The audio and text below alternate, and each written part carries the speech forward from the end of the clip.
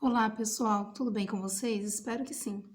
Bom, mais uma vez a nossa live não deu certo em função da conexão e eu estou gravando esse vídeo para substituir a live, né? Então, algumas questões foram enviadas, algumas dúvidas, eu irei discuti-las aqui nesse vídeo. Antes de mais nada, eu gostaria de relembrar vocês sobre os livros que nós estamos sorteando, né? Enfim, nós temos dois livros na disciplina de História da América. O primeiro, intitulado Literaturas de Viagem, aquele que eu apresentei na primeira aula ao vivo deste ano, aula de 2020, e ele, na verdade, a proposta seria para quem mais participasse do fórum da primeira aula. Entretanto, como nós tivemos vários alunos reclamando que não conseguiram acessar o fórum, porque estava travando, enfim, estamos num momento bastante complicado, ainda mais em termos de conexão, muitas pessoas usando essas conexões, e isso acaba necessariamente tumultuando todo esse sistema, né? Em função disso, nós repensamos esse critério e nós iremos, então, atribuir, né, fazer o sorteio desse livro, Literaturas de Viagem, que eu mostrei na primeira aula, entre aqueles alunos que mais participarem dos fóruns, os fóruns de todas as aulas, né? Nós temos 4 aulas, 2 já foram, então mais 2 aulas agora, ok? Então eu conto com a participação de vocês. Este livro, Literaturas de Viagem, será sorteado entre aqueles que mais participarem dos fóruns de todas as aulas ao vivo, certo? E o outro livro, que é este aqui, eu tentei mostrar na live, não sei se vocês conseguiram observar, quem estava acompanhando a live, este livro, né? A Eterna Encruzilhada Brasileira. Na verdade, é um livro com vários capítulos, né, de vários autores. Eu mesma tenho um capítulo aqui, é um livro que saiu ano passado, em julho do ano passado. Então, é um livro bastante recente, né? E no capítulo que eu tenho neste livro, eu trato um pouco sobre a minha tese de doutorado. Este livro nós vamos dar para aquele aluno que atingir a maior média na disciplina de História da América. Então, por isso que é importante a participação de vocês nos fóruns, para vocês sanarem as dúvidas. Por isso que é importante também vocês capricharem aí na atividade de mapa, enfim, tem toda, né, uma atribuição de nota nessas atividades.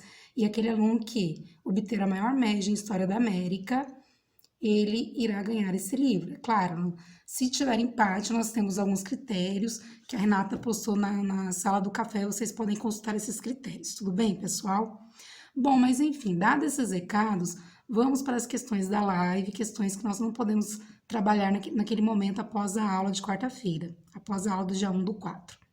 Bom, pessoal, nós estávamos discutindo, né, lembrando que o tema da aula era basicamente o período colonial na América Espanhola, a crise a crise do sistema colonial e, consequentemente, os processos de emancipação na América Hispânica, né? Como que aconteceram esses processos de emancipação. Bem, nós já tínhamos discutido algumas questões do fórum, né? Questões relacionadas ao trabalho dentro da América Hispânica. A gente viu que a América Espanhola, diferentemente da América Portuguesa, não utilizou predominantemente o trabalho do escravo africano. O que predominou na América Espanhola foi um misto de diversificadas mãos de obras, né, vamos dizer assim. Nós não tivemos a predominância do trabalho escravo africano, ao mesmo tempo nós vamos ter uma maior propensão ao trabalho indígena dentro de alguns critérios. Aí eu mencionei a encomenda, né? A encomenda é uma instituição que é da Espanha e que foi introduzida no sistema colonial da Hispanoamérica.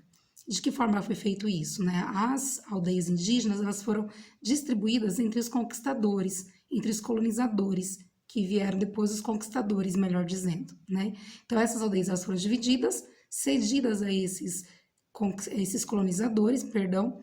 Esses colonizadores tinham por obrigação oferecer a cristianização a esses índios, e em troca os índios deveriam trabalhar para eles. Então, eles não entendiam isso como um tipo de escravidão, era um trabalho compulsório, obrigatório, mas em troca havia essa espécie de pagamento, essa cristianização, né? A encomenda ela foi muito criticada, tanto que já ali na segunda metade do século XVI ela perdeu força. Nós vamos ter leis que vão derrubar a encomenda E ali já em fins do século XVI, começo do século XVII, nós vamos ter o repartimento de índios, né? Não seria mais a encomenda. Vejam vocês que seria um repartimento.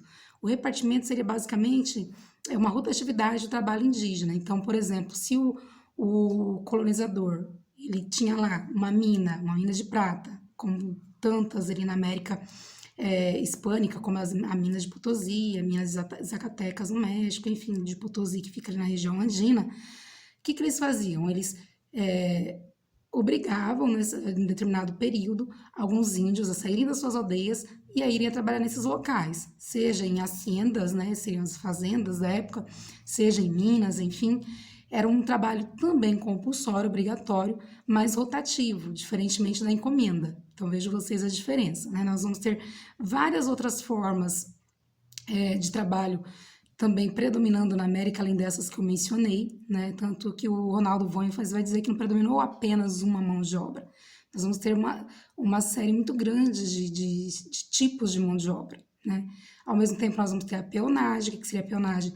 É quando o indígena ele acaba ficando preso ao colonizador, porque muitas vezes ele vai no armazém, ele dá hacienda, compra bens de primeira necessidade, e ele acaba se endividando, não tendo como pagar, acaba tendo que servir constantemente o colonizador. Enfim, além dessas questões de trabalho, né, que envolve ali, o sistema colonial hispano-americano, nós também discutimos a questão da crise desse sistema colonial que começou ali já a partir do século XVIII. Nós vamos ter as reformas borbônicas, né, uma série de mudanças impostas pelos Bourbons, principalmente a partir do reinado de Carlos III, entre as quais inclui ali toda uma mudança na administração das colônias, enfim, a expulsão dos jesuítas, há toda uma série de mudanças que vão descontentar os criollos. Lembrando que os criollos eram os descendentes de espanhóis, porém nascidos na América, ao passo que os peninsulares seriam os espanhóis, né, consequentemente nascidos na Espanha. Essa é a grande diferença. Então, os criollos, dentro dessa reforma, eles foram alijados do poder, eles foram retirados de algumas funções de importância, e isso não contentou a eles, obviamente, né? A crise maior que vai resultar de todo um processo dentro da Europa aconteceu quando, né, Napoleão, já comandando a França, vai invadir a Espanha, porque a Espanha insistia em comerciar com a Inglaterra, algo que Napoleão não queria que os países europeus comerciassem com a Inglaterra. Ele queria que esses países cedessem ali o que ele impôs, um tipo de bloqueio, o que ficou conhecido como bloqueio continental à Inglaterra. Mas como os espanhóis continuaram negociando com a Inglaterra, que era o seu principal parceiro comercial da época, o que aconteceu? Napoleão invadiu a Espanha, destronou o então rei Fernando VII, em 1808, né? E no lugar de Fernando VII, ele coloca quem? O José Bonaparte, seu irmão. Então, isso tudo vai gerar uma crise que já vinha se desenhando a partir do século XVIII, né? Então, nós vamos ter o destronamento de Fernando VII, considerado o rei legítimo. E isso tudo vai espantar o quê? Vai fazer com que os colonos, vai fazer com que os criollos na América vão refletir. Poxa, mas se o rei legítimo foi destronado, a que nós devemos seguir? A Fernando VII, que estava preso, capturado pelas tropas napoleônicas, ou ao rei que usurpou o poder, a José Bonaparte? Já que nós não temos um rei legítimo que governe as colônias, o que eles pensaram, os criollos, por sua vez? Formaram juntas governativas que, consequentemente, vão resultar nos processos de emancipação da América Espanhola e vão, evidentemente, destrinchar a América Hispânica nessa série de países que nós conhecemos atualmente. Bem, seguindo esse raciocínio, nós temos alguns estudos de caso, né? E aí, não sei se vocês notaram, eu analisei o Haiti. Inclusive, a Renata questionou no fórum sobre a independência do Haiti. Ora, a independência do Haiti ela é emblemática, muito embora o Haiti, ali, parte do Haiti, ele fosse colonizado mais pelos franceses, ele foi um exemplo que colocou o mundo sob alerta, vamos dizer assim, né? A independência do Haiti começou em 1791, lembrando que o Haiti ele era colonizado pelos franceses nesse período. Na França havia ocorrido a Revolução Francesa, em 1789, e a França estava sob o poder dos jacobinos. Obviamente, a quem que ia resultar nisso tudo? O Haiti, por sua vez, ele era habitado, cerca de 80% da sua população era de negros, era de escravos africanos, né? Então, nós vamos ter ali toda uma mobilização, né?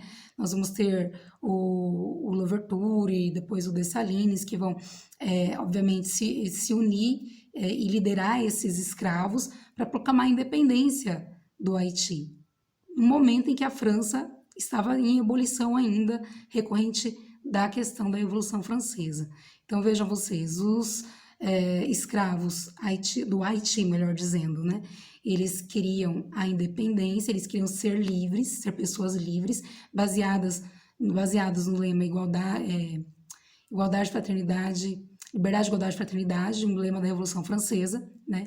Embebidos desse clima de revolução, eles queriam também fazer a sua própria revolução. E o que nós vamos ter? Nós vamos ter todo um movimento que realmente foi sangrento, né?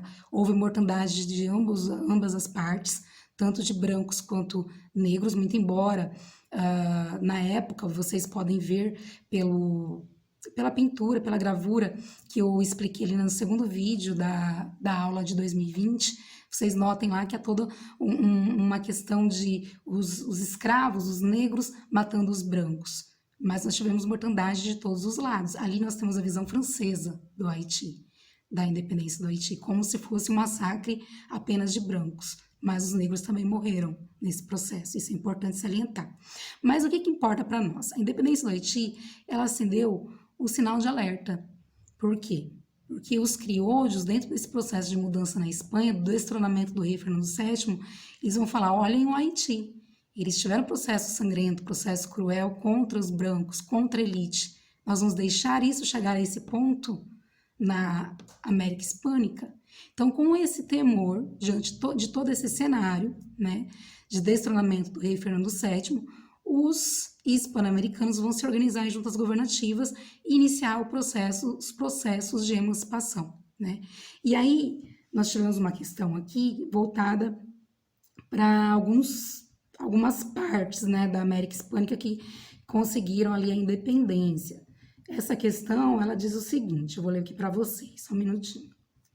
Sobre o México, é possível dizer que as informações sobre a participação de índios e mestiços no movimento de independência do México caracterizam um movimento de independência popular? Ora, nós vamos ter no México todo o movimento iniciado em 1810, um movimento organizado pelo padre Miguel Hidalgo. O Miguel Hidalgo era um pároco de um pequeno pueblo, né, um pequeno povoado chamado Dolores. E em setembro de 1810, da sua igreja, ele tem um discurso que ele ficou conhecido como Grito de Dolores. Na verdade, Miguel Hidalgo não tinha um propósito de independência do México nesse momento, em 1810. Só que isso casou com aquele período, né? O que o Miguel Hidalgo queria com o seu Grito de Dolores, com o seu manifesto propriamente dito? Ele queria necessariamente diminuir a pobreza da população mexicana, sobretudo dos mestiços, dos indígenas, né, evidentemente, que sofriam mais com toda aquela situação. Então, diante desse manifesto, ele propôs o quê? Diminuir essa pobreza, né? Não era necessariamente o seu objetivo, o seu principal objetivo, a independência, o corte com a Espanha propriamente dita. O fato é que Miguel Hidalgo foi confundido como um revolucionário independentista, né, diante de todo esse processo de revolução social que ele queria fazer, né? Foi capturado pelas tropas realistas, as tropas da Espanha, e foi morto, obviamente. Entretanto, né, um outro padre, o padre Morelos, ele seguiu essa luta de Hidalgo, né? E o Morelos, né, já em 1816, ele acabou declarando a independência do México. Tanto que, se vocês forem pesquisar a independência do México, nós temos basicamente duas datas, né? A Declaração da Independência, que aconteceu em 1816 com Morelos, com esse movimento muito mais indígena, já que eles conseguiram organizar um exército de indígenas, mestiços, enfim, lutando por essa desigualdade social que imperava no México, né? Então, essa independência do México, ela foi declarada em 1816, entretanto, ela foi reconhecida em 1821. Ah, professora, mas como assim? Em 1816, nós tivemos esse movimento com Morelos, de declaração da independência do México. Entretanto, Morelos também foi capturado pelas tropas realistas, e a partir de então quem assume o comando do processo emancipatório no México são os criollos, né? E tanto que a independência mexicana ela vai ser reconhecida apenas em 1821 com a elite, ou seja, com os criollos comandando todo esse processo. Foi quando, em 1821, Agustín de Iturbide, isso mesmo, Iturbide, ele vai proclamar, né, vai efetivar essa independência que havia sido proclamada em 1816. É um pouco complexo isso, né? Mas em 1821 nós vamos ter então o reconhecimento dessa independência do México. Tanto que Iturbide ele vai se sagrar ali como o principal líder emancipacionista do México, em seu reconhecimento de independência propriamente dito. Ele vai, inclusive, proclamar um império no México. Esse império vai durar pouco tempo, cerca de 2, 3 anos no máximo. Ele vai ser destronado, mas quem vai continuar no poder no México são exatamente os criollos, essa elite colonial que então assumiu as rédeas, o comando ali da independência no México. Então é curioso notar que no México nós temos essas duas datas, muito embora, né, se vocês forem analisar, os mexicanos comemoram 1816 como o ano da independência. Então, em 1816 nós temos a declaração da independência, e em 1821 o reconhecimento dessa independência, mas sobre o jugo dos criollos, sobre o comando dos criollos, da elite colonial mexicana. Então, vejam vocês, o México é um caso singular porque começou com uma revolução social, comandada ali por um padre, que teria como principal objetivo mudar a realidade de muitas pessoas, sobretudo de grupos minoritários, grupos que mais sofriam com a extrema condição de pobreza no México, né? Tal como os mestiços, tal como os indígenas, né? Mas acabou ali que todo esse processo se desvirtuou e acabou caindo nas mãos dos criollos. É bem curioso essa questão do México, né? Se vocês forem analisar, inclusive, tem o Timotiana, ele tem um artigo sobre a independência no México, e vocês podem consultar a referência completa nas referências do livro de História da América, ok, pessoal? Temos uma outra questão aqui.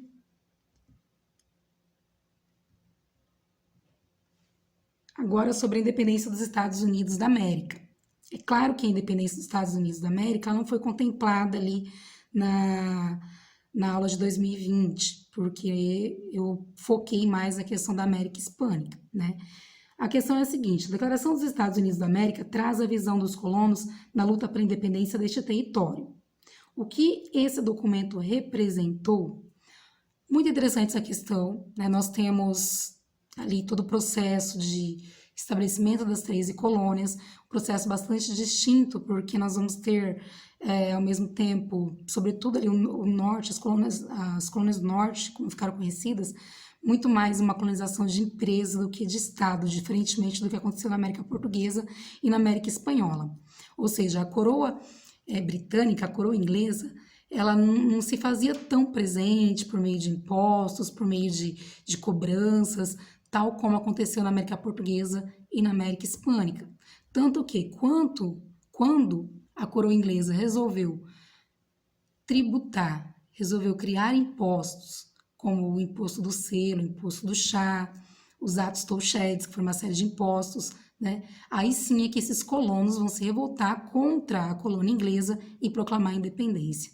Então, por isso, alguns autores, dentre eles o Leandro Carnal, vão construir essa tese de que a colonização dos Estados Unidos, sobretudo das colônias do norte e do centro, né, seriam muito mais uma colonização de empresa do que de Estado. A criação de companhias de comércio, o fato de muitas famílias, né, trabalharem independentemente da coroa inglesa, isso fez com que essas pessoas construíssem uma autonomia, uma certa autonomia da coroa inglesa.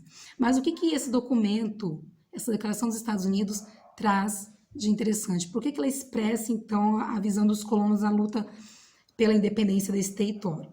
Nós temos que ter em mente que ali a independência dos Estados Unidos, ocorrida em 1775, portanto, anterior a Revolução Francesa, que foi o grande marco ali, sobretudo para as emancipações na América Hispânica, também estava inclusa essa ideia dos teóricos iluministas, né?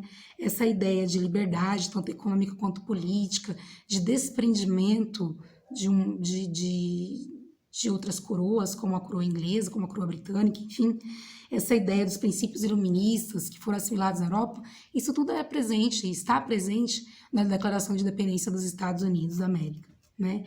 Mas, ao mesmo tempo, essa Declaração dos Estados Unidos, ela também traz embutida a ideia de individualismo, a ideia de legitimidade na luta contra a tirania. Por que individualismo? Porque eles não dependeram da colônia, da coroa inglesa para implantar o processo colonial nessas 13 colônias americanas, nas 13 colônias inglesas.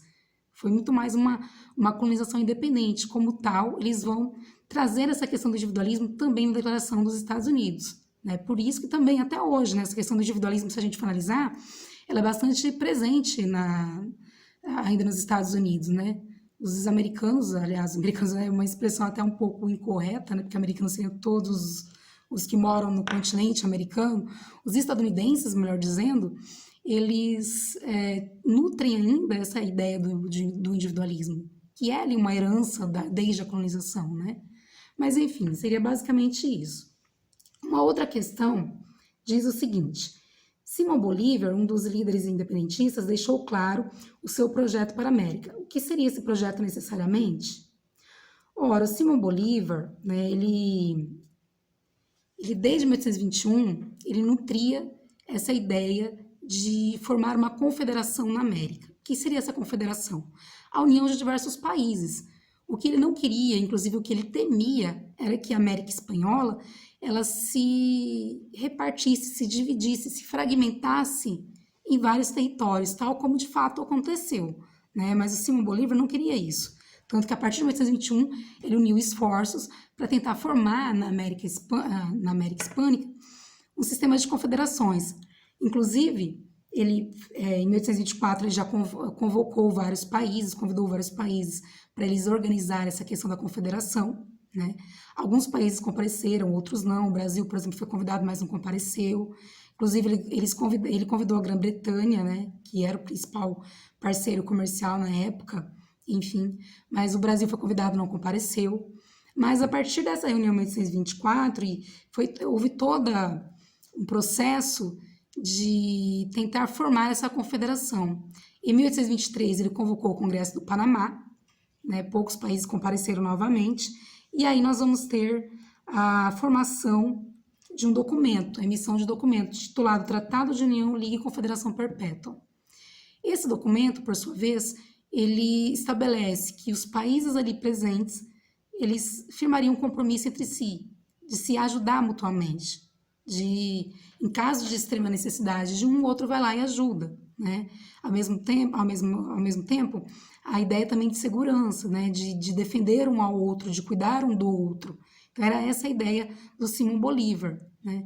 Alguns países, inclusive, nutrem até hoje essa ideia, né? Se vocês forem analisar, por exemplo, o Hugo Chávez, né? O ex-presidente da Venezuela que faleceu alguns anos atrás.